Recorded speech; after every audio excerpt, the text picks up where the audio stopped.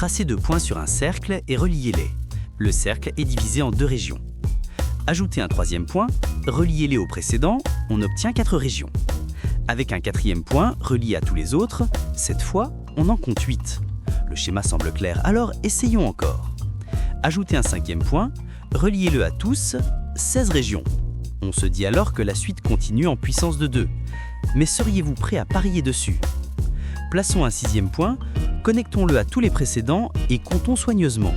Pas de tricherie, cette fois, il n'y a pas 32 régions, mais 31.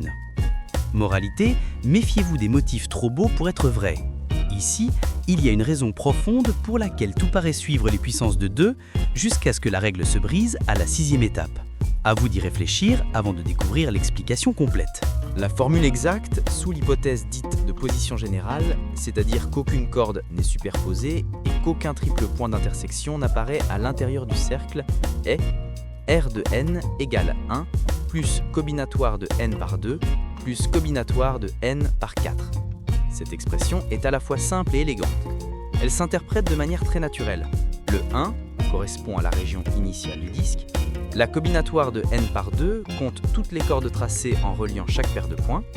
Et la combinatoire de n par 4 correspond à toutes les intersections intérieures, car chaque quadruple de points distincts détermine une unique point d'intersection des cordes.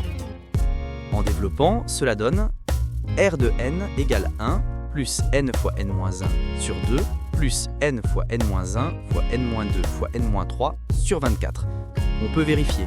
R de 2 égale 2, R de 3 égale 4, R de 4, 8, R de 5, 16 et enfin R de 6, 31. Exactement ce que l'on observe. Ce résultat se comprend encore mieux en mobilisant la formule de l'air pour les graphes planaires V-E plus F égale 2.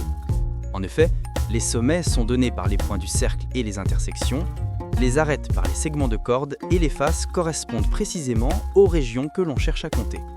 Ainsi, derrière une suite qui semblait obéir aux puissances de 2, on découvre une vérité plus raffinée, une formule combinatoire qui unit harmonieusement géométrie et arithmétique, et qui illustre parfaitement la beauté des mathématiques cachées dans un simple cercle et quelques cordes.